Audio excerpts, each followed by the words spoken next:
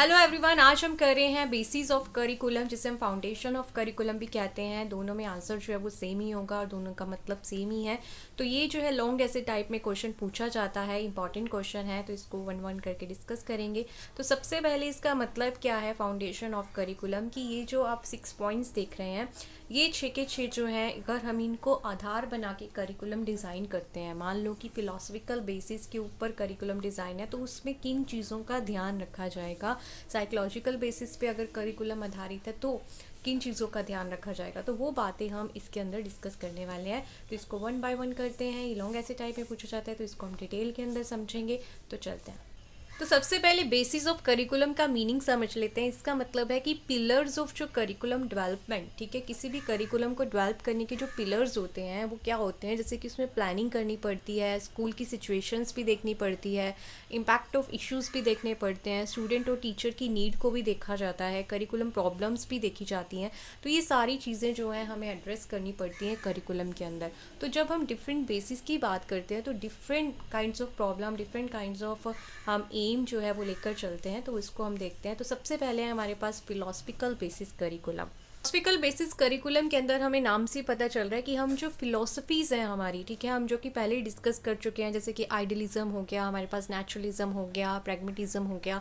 तो ये जो फिलोसफी है उन पर आधारित जो करिकुलम है, ठीक है, जो कि किसी मनुष्य ने वो फिलोसफी दी है और उसी किसी पर्टिकुलर फिलोसफी को आधार बना के जब करिकुलम को बनाया जाता है, सिलेक्शन किया जाता है टॉपिक्स और एक्टिविटी का, जो कि बेस होती है किसी भी पर्टिकुलर फिलोसफी के ऊपर, तो उसको हम फिलोसफिकल बेसिस करिकुलम बोलते हैं। ठीक है, तो इसके अंदर हम कुछ देखेंगे फिलॉसफी को भी एग्जाम्पल के रूप में आगे।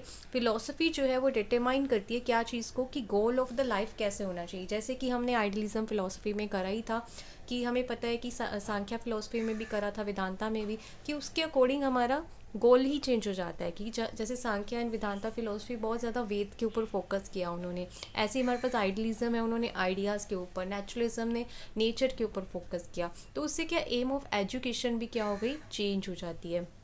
फिर है हमारे पास जो कंटेंट है करिकुलम के, वो भी जो है चेंज हो जाते हैं with the ideology and the social way of thinking.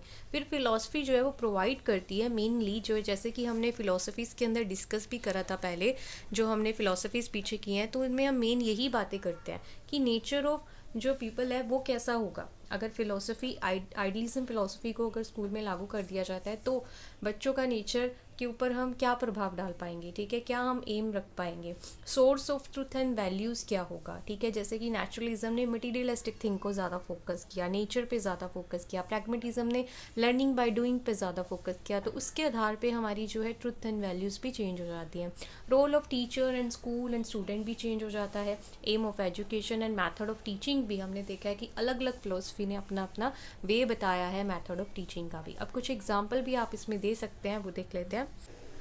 तो ऐसे ही हम इनके कुछ एग्जांपल्स दे सकते हैं। जैसे आइडियलिज्म है, प्रैग्मेटिज्म है, आप इनको 3 या 4 लाइन में एक्सप्लेन कर सकते हैं। हम ब्रीफली इसको एक्सप्लेन पहले कर चुके हैं अलग अलग वीडियोस के अंदर, तो इसमें आपको बहुत ब्रीफ में एक्सप्लेन नहीं करना। इसमें आपको जो मेन करिकुलम टॉपिक होता है, ठीक है, एक हमने फिलोसफी में एम ऑफ एजुकेशन सब कुछ मतलब 5 to 6 चीज़ें जो हैं वो सीखी हैं, लेकिन हमें बेसिकली एम्फेसाइज इसमें करिकुलम पार्ट को करना है। ठीक है, कि बेसिक उसका आइडिया क्या है उस फिलोसफी का और उसका करिकुलम पार्ट क्या कहता है। तो उसके बेसिस पे आप 1-2 एग्जाम्पल जो है एक्सप्लेन कर सकते हैं एग्ज़ाम के अंदर। ज़्यादा एग्जाम्पल्स नहीं देना, क्योंकि हमारे पास ऑलरेडी 6 पेजेस है एक्सप्लेन करने के लिए, तो हमारे पास पेज की जो है वो शॉर्टेज रह सकती है। जैसे कि आइडियलिज्म को प्लेटो ने सजेस्ट करा था और उन्होंने आइडियाज़ के ऊपर, थॉट्स के ऊपर, कि ह्यूमन जो थॉट्स है वही सब कुछ है, उनके ऊपर ज़्यादा एम्फेसाइज़ किया, मॉरल वैल्यूज़ के ऊपर ज़्यादा एम्फेसाइज़ किया। और करिकुलम के अंदर साइंस, फिलोसफी, हिस्ट्री, ये जो हमारे पास सारे सब्जेक्ट्स हैं उनको इंक्लूड करने के लिए कहा, ताकि बच्चा जो है ओवरऑल जो एक्सपीरियंस है वो ले सके। इसी तरह जो प्रैग्मेटिज्म है वो दिया गया था जॉन डुई के द्वारा, और उन्होंने मोर एम्फेसाइज़ किया हैंड ऑन एक्टिविटीज़ पे, लर्निंग बाय डूइंग पे। ठीक है, बच्चा जो है चीज़ों को क्या करे, टच करके सीखे, देख कर सीखे। इससे क्या, और इसके अलावा बच्चे के इंटरेस्ट पे, यूटिलिटी प्रिंसिपल को कंसीडर किया, यूटिलिटी ऑफ इंटीग्रेशन की सारे सब्जेक्ट्स जो आप एक दूसरे से इंटीग्रेटेड हों, बच्चे के इंटरेस्ट के अकॉर्डिंग हों, और ये सारे सब्जेक्ट जो हैं वो प्रैग्मेटिज्म फिलोसफी में बताए गए करिकुलम के अंदर। नेक्स्ट देखते हैं। अब है हमारे पास साइकोलॉजिकल बेसिस करिकुलम। इसके अकॉर्डिंग जो है बच्चे के बिहेवियर मीन साइकोलॉजी से हम समझ ही पा रहे हैं कि मनोवैज्ञानिक की बात की जा रही है कि उसकी मेंटल एक्टिविटीज़, उसकी एबिलिटीज़, बच्चे की ग्रोथ, उन सब को मद्देनज़र रखते हुए करिकुलम को बनाया जाए। ठीक है, जो फाउंडेशन होना चाहिए वो यहाँ पे कौन होना चाहिए, खुद बच्चा होना चाहिए। चाइल्ड सेंटर जो है करिकुलम इसको कहा जाएगा, और उसके बिहेवियर को, उसकी नीड, इंटरेस्ट, ग्रोथ सबको देखते हुए जो है करिकुलम डिज़ाइन किया जाए। तो इनमें क्या क्या बातें आ जाएंगी वो देख लेते हैं। कि सबसे पहले ग्रोथ एंड डेवलपमेंट की बात की गई है कि बच्चे की ग्रोथ और डेवलपमेंट के अकॉर्डिंग, उसकी लर्निंग कैपेसिटी के अकॉर्डिंग, मेंटल फिजिकल डेवलपमेंट के अकॉर्डिंग ही हम करिकुलम को डिज़ाइन करें, उसको फ्लैक्सिबल रखें। ऐसे नहीं कि हर बच्चे के लिए सेम करिकुलम हो, डिफरेंट बच्चों के लिए डिफरेंट करिकुलम डिज़ाइन किया जा सकता है। फिर है उनके इंटरेस्ट को भी ध्यान में रखा जाए। ठीक है, उनके लर्निंग स्टाइल को भी ध्यान में रखा जाए। ठीक है, ये दोनों जो है कहीं कहीं मिक्स हो चुके हैं। ठीक है, तो इसमें लर्निंग स्टाइल में जो आ जाएगा हमारे पास विजुअल, ऑडियो या लर्निंग बाय डूइंग मेथड से बच्चा करना चाहता है। इंटरेस्ट की बात जब हम करते हैं तो उसके अंदर हमारे पास आ जाते हैं कि किस टॉपिक को बच्चा ज़्यादा पढ़ना चाहता है, किस सब्जेक्ट में उसका ज़्यादा इंटरेस्ट है, तो उसके ऊपर उसको ज़्यादा ही पढ़ाया जाए जिसमें उसका इंटरेस्ट है, और मेथड्स जो हैं उसके अकॉर्डिंग चूज़ किया जाए। फिर इसके अंदर है मोटिवेशन और बिहेवियर। बच्चे को ऐसी चीज़ें हमें देनी चाहिए, या जो भी अगर वो कुछ अच्छा करता है तो उसे रिवॉर्ड देना चाहिए, मोटिवेट करना चाहिए, जो कि उसके बिहेवियर को शेप करने के लिए बहुत अच्छी चीज़ है। जब हम मोटिवेट करते हैं किसी बच्चे को, शाबाश देते हैं उसके अच्छे काम के लिए, तो वो आगे और उस काम को अच्छे से करने की कोशिश करता है। फिर है कॉग्निटिव एबिलिटीज़ भी जो है वो बच्चे की देखी जानी चाहिए कि उसकी इंटेलिजेंस, उसका आईक्यू कितना है, प्रॉब्लम सॉल्विंग, जो उसकी प्रॉब्लम सॉल्विंग जो उसका वे है, उसको बढ़ाने के लिए भी ऐसी एक्टिविटीज़ जो है वो भी करिकुलम के अंदर इंक्लूड होनी चाहिए जिससे उसकी कॉग्निटिव एबिलिटीज़ को बढ़ाया जा सके। फिर है हमारे पास ह्यूमनिज़्म। इसके अंदर भी हमारे पास ह्यूमन की जो नीड होती है, बेसिक जो रेगुलर रियल लाइफ में उसको सेल्फ अवेयरनेस की ज़रूरत है, उसके एटीट्यूड को चेंज करने की ज़रूरत है, फीलिंग्स, उसके इमोशंस को चेंज करने की ज़रूरत है, वो सारी चीज़ें भी करिकुलम के अंदर इंक्लूडेड हो। अब हमारे पास सोशोलॉजिकल बेसिस करिकुलम। इसके अंदर हमें नाम से ही पता चल रहा है कि हम सोशल इंटरेक्शन की बात करें, जिनसे हम मिलते हैं, यानी सोसाइटी की जो नीड है, या हमारी फैमिली की जो नीड है, रिक्वायरमेंट है, या हमारे जो रिलीजियस है उनकी जो नीड है, हमारी ट्रेडिशन है, मतलब जहाँ से हम इंटरेक्शन कर रहे हैं, ठीक है, वो सारी सोसाइटी की जो चीज़ें हैं उनके बेस पर जो है करिकुलम को बनाया जाए। ठीक है, तो उसमें हमें पता है कि सोसाइटी की प्रॉब्लम्स भी आ जाएंगी, सोसाइटी की नीड्स भी आ जाएंगी, और इसके अलावा इसके अंदर social as well as emotional intelligence को इम्प्रूव करने की भी बात की जाती है इस फाउंडेशन के अंदर। फिर है हमारे पास इसमें मेन जो एम्फेसाइज किया गया है, जैसे कि फैमिली ट्रेडिशन को देखते हुए हम करिकुलम डिज़ाइन करें। ठीक है, अब जैसे कि फैमिली है, इसके अंदर क्या चीज़ जो फैमिली, किस फैमिली से बच्चा आ रहा है, ठीक है, उसके ऊपर बात की गई है। कि मान लो बच्चा जो है एक स्लम एरिया से आ रहा है, ठीक है, तो उसके अकॉर्डिंग उसका करिकुलम होगा ना। मीन्स आते ही हम उसको सब कुछ इंग्लिश में पढ़ाने लग जाएं तो वो पॉसिबल नहीं है। उसकी जो स्टार्टिंग है उसकी मदर टंग से ही होनी चाहिए या लोकल लैंग्वेज से होनी चाहिए। धीरे धीरे हम उसको लैंग्वेज पे शिफ्ट कर सकते हैं। ठीक है, तो इसलिए करिकुलम के अंदर लैंग्वेजेस का ध्यान, और जो स्लम एरिया से आते हैं डेफिनेटली उनको बहुत सारी थोड़ी चीज़ों में वो लैक करते हैं नॉलेज के मामले में, तो इसलिए उनका भी हमें ध्यान रखना चाहिए। तो बैकग्राउंड किससे आ रहा है, उसकी घर पे किन चीज़ों की नीड है, किन चीज़ों को उसको ज़्यादा समझने की ज़रूरत है उसके इन्वायरमेंट के अकॉर्डिंग, तो वो चीज़ें जो है इंक्लूड की जाएँ करिकुलम के अंदर। फिर है ट्रेडिशन को भी ध्यान रखते हुए हमारा करिकुलम जो है डिज़ाइन होना चाहिए। जैसे कि हम इंडियंस हैं तो हमारा करिकुलम जो है हमारे कल्चर, हमारी जो क्या कहते हैं उसकी बातें ज़्यादा करें, हमारे ट्रेडिशन की बातें ज़्यादा करें, ना कि वेस्टर्न कल्चर की बातें ज़्यादा हों। ठीक है, उनके बारे में पता होना चाहिए हमारे करिकुलम में, बट मोर एम्फेसाइज हम हमारे ट्रेडिशन और कल्चर को इम्प्रूव करने के लिए ही हम बात करें उसमें।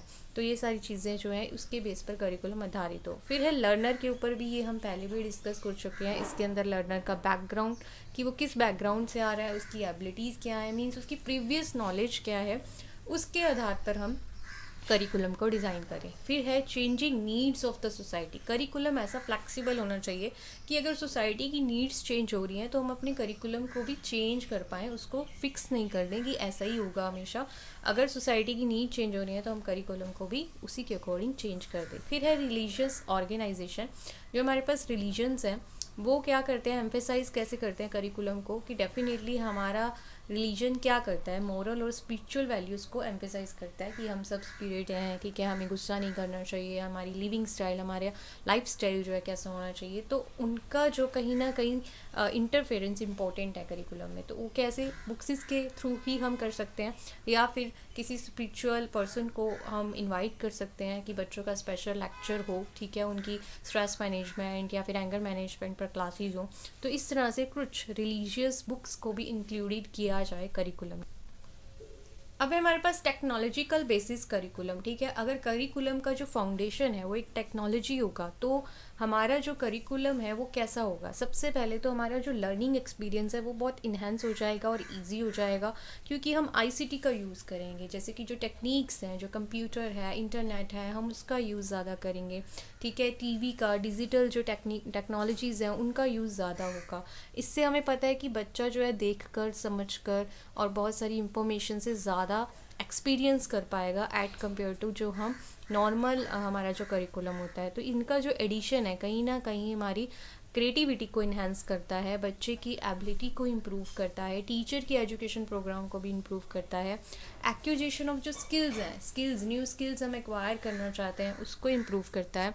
और ये कहीं ना कहीं बच्चे को रियल वर्ल्ड से भी कनेक्ट करता है, ठीक है, रियल इवेंट से, क्योंकि उसके अंदर हम बहुत सारी स्टोरीज़ देखते हैं, मूवीज़ देखते हैं, तो उससे जो है बच्चे को रियल लाइफ से कनेक्ट किया जा सकता है ईजिली से। और इसमें बच्चा जो है एक्टिव इंगेजमेंट और खुद पार्टिसिपेट करता है, तो एक्टिव उसकी इंगेजमेंट रहती है। इसलिए जो टेक्निकल जो हमारे पास बेसिस करिकुलम है वो कहीं ना कहीं इनरिच करता है हमें लर्निंग एक्सपीरियंस से, और मीनिंगफुल लर्निंग जो है उसको इन्हेंस करता है। हमारे पास इकोनॉमिकल बेसिस ऑफ करिकुलम, जब हम एक करिकुलम डिज़ाइन कर रहे हैं और अगर हम उसको इकोनॉमिकल बेस के ऊपर बनाएं, उसको फाउंडेशन रख के बनाएं, तो हमारे करिकुलम पे क्या इम्पैक्ट आएगा, मतलब हम किन बातों को डिस्कस करेंगे उसमें सबसे ज़्यादा।